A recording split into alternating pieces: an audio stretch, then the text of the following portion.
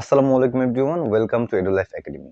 নবম দশম শ্রেণীর সসীম ধারা সিরিজের আজকে আমরা অনুশীলনী 13.2 এর প্রশ্ন 12 ও 13 এর সমাধান করব। তো চলো শুরু করি আজকের ক্লাস। প্রশ্ন 12তে বলেছে একটি গুণোত্তর ধারা দেওয়া আছে। সো 2 - 4 + 8 - 16। সো এই ধারার প্রথম 7টি পদের সমষ্টি নির্ণয় করো। সো আমরা জানি যে সমষ্টি নির্ণয়ের জন্য আমাদের দুইটা মানের প্রয়োজন হয়, একটা হলো ধারার প্রথম পদ এবং ধারার সাধারণ অনুপাত। সো এখানে ধারার প্রথম পদ যেটাকে আমরা এই হিসেবে প্রকাশ করি, এটা সমান আছে হলো 2। ওকে, সো ধারার প্রথম পদ 2 এবং ধারার সাধারণ অনুপাত, ঠিক আছে। তো সাধারণ অনুপাত আমরা যেভাবে বের করি সেটা হচ্ছে দ্বিতীয় পদ ভাগ প্রথম পদ। সাধারণ অনুপাতকে আমরা 8 দ্বারা প্রকাশ করি। এখানে দ্বিতীয় পদ হিসেবে আছে -4। কেমন? সো -4 ডিভাইডেড বাই প্রথম পদ 2। সো 2 দিয়ে 4 কে ডিভাইড করলে হবে -2। সো আমরা আর পেলাম -2। এখন আমরা যদি প্রথম 7টি পদের সমষ্টি নির্ণয় করি, সো এখানে আমাদের একটা জিনিস ফলো করতে হবে যে আমাদের যখন সাধারণ অনুপাত, ঠিক আছে, সেটা যখন 1 এর থেকে বড় হয় তখন আমরা অ্যাপ্লাই করি হচ্ছে a into r to the power n minus 1 divided by r minus 1। ঠিক আছে, তম পদের সূত্র, যে কোনো সংখ্যক পদের সমষ্টির সূত্র, মানে সূত্র এটা। আর যখন আমাদের, ঠিক আছে, আর যখন 1 এর থেকে ছোট হয়, দেখো এই -2 এটা কি 1 এর থেকে ছোট না? এটা কিন্তু অবশ্যই 1 এর থেকে ছোট। সো যেহেতু ছোট সেহেতু আমাদের সূত্রটা জাস্ট এখানে 1 টা আগে চলে আসবে, r to the power n টা পরে চলে যাবে। a ইনটু 1 মাইনাস হবে তখন r to the power n, আর নিচেও হবে 1 minus r। Okay, so difference এতটুকুই যে আমাদের সাধারণ অনুপাতের মান যদি 1 এর থেকে বড় হয় সেক্ষেত্রে আমাদের r to the power n টা আগে থাকবে এবং নিচেও r টা আগে থাকবে। যদি আমাদের 1 এর থেকে r এর মানটা ছোট হয়, যেমন এইখানে -2 হয়েছে, আমাদের কখনো এরকম ভগ্নাংশ হতে পারে 1/2 বা 3/2, আমরা সবসময় দেখবো যে এটা কি 1 এর থেকে ছোট কিনা। যদি ছোট হয় তাহলে আমাদের সূত্রটা ব্যবহার করব, এই সূত্রটা, ঠিক আছে। অর্থাৎ 1 টাকে তখন আগে রাখবো এবং r to the power n টাকে পরে রাখবো। ওকে, সো আমরা এটা অ্যাপ্লাই করে আমরা সমাধানটা করি। সো আমরা যে সূত্রটা অ্যাপ্লাই করব তাহলে লিখবো যে অর্থাৎ ধারার 7টি পদের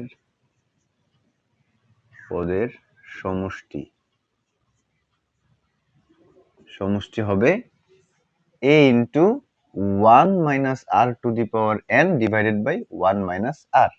ওকে, সো এর মান কত? এর মানে হচ্ছে 2 ইনটু 1 মাইনাস r। আর হচ্ছে কত? -2। ঠিক আছে, তো আমরা যেহেতু এখানে আমরা -2 টাকে ফার্স্ট ব্র্যাকেটের মধ্যে দিলাম, সো আমরা আগের যে ব্র্যাকেটটা সেটাকে আমরা সেকেন্ড ব্র্যাকেট ব্যবহার করব। ঠিক আছে, এবং r এর উপর n কত? n হচ্ছে আমাদের এখানে 7। ঠিক আছে, এটাই কিন্তু আমাদের n। সো আমরা এখানে n টাকে লিখলাম 7 এবং সেকেন্ড ব্র্যাকেট ক্লোজ করলাম এবং নিচে 1 মাইনাস r হিসেবে আছে -2। সো তাকে আবার আমরা ব্র্যাকেটের মধ্যে দিই।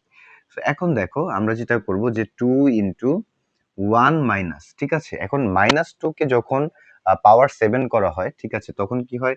-2 কিন্তু 7 বার গুণ হয়। ঠিক আছে, সো 7 বার গুণ হওয়ার পরে সে কি হবে?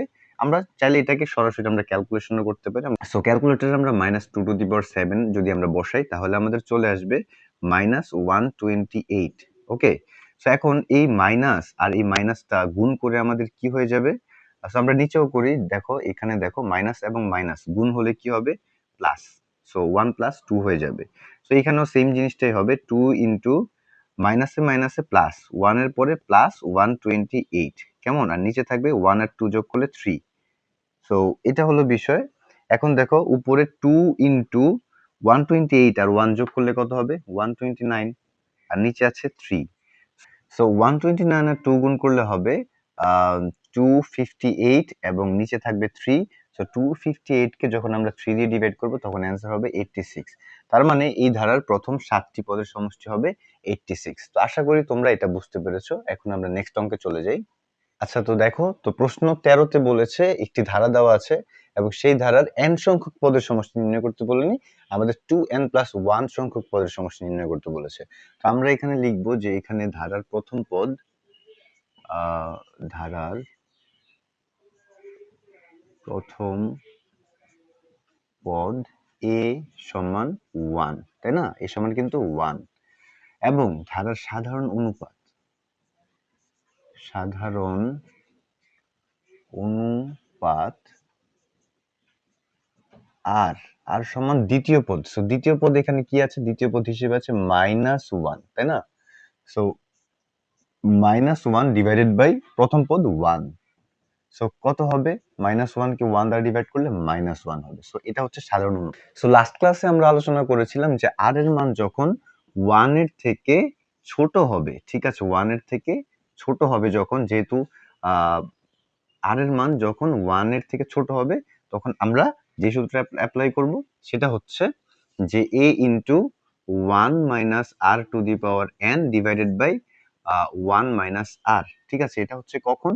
যখন 1 এর থেকে r এর মান ছোট। সো এখানে r এর মান হিসেবে আছে -1, তো এই জন্য কিন্তু আমরা এই সূত্রটা অ্যাপ্লাই করেছি। ওকে, সো এখানে আমরা লিখি যে a হিসেবে আছে আমাদের 1 ইনটু 1 মাইনাস r হিসেবে আছে আমাদের -1, এবং সেটার উপরে n হিসেবে আমাদের কি আছে? 2n plus 1। ঠিক আছে, 2n প্লাস 1 সেটা আমরা লিখে দিলাম। ওকে, এখন নিচে আছে আমাদের 1 minus r, so 1 minus r হিসেবে আছে -1। ওকে, সো এখন দেখো আমরা যেটা করব যে আমরা 1 ইনটু 1 মাইনাস, সো -1 এর উপরে 2n প্লাস 1। ঠিক আছে, সো -1 সেটার উপরে আছে 2n প্লাস 1। সো এটাকে আমরা ব্রেকডাউন করে এভাবে লিখতে পারি -1 to the power 2n into -1 to the power 1। ঠিক আছে, সো এটার সমান কি হবে? সো n যদি আমাদের সকল স্বাভাবিক সংখ্যা হয়, ন্যাচারাল নাম্বারগুলো যদি হয়, সো সেখানে সেটার সাথে যখন 2n হবে, সো 2n মানে কত? 2 ইনটু 1 মানে হচ্ছে 2, 2 ইনটু 2 মানে হচ্ছে 4, 2 ইনটু 3 মানে হচ্ছে 6। সো আমরা -1 এর উপর যেগুলোই বসাই না কেন সবগুলোই কিন্তু আমাদের 1 হবে এবং ইনটু -1। ঠিক আছে, সো 1 ইনটু -1 মানে কত হচ্ছে? -1। ঠিক আছে, সো এই এতটুকুর রেজাল্ট কিন্তু আমাদের -1ই হবে। So 1 minus -1। ঠিক আছে, এবং নিচে মাইনাসে মাইনাসে 1 প্লাস 1 হবে। ঠিক আছে, সো এখন নিচে 1 আর 1 যোগ করলে কিন্তু 2 হচ্ছে, আর এখানে 1 ইনটু 1 এর সাথে, ঠিক আছে, এই -1 যদি গুণ হয় মাইনাসে মাইনাসে প্লাস, সো এখানে 1, এখন কি হচ্ছে? ভিতরে হচ্ছে 2 ইনটু বাইরে হচ্ছে 1 ডিভাইডেড বাই নিচে 2।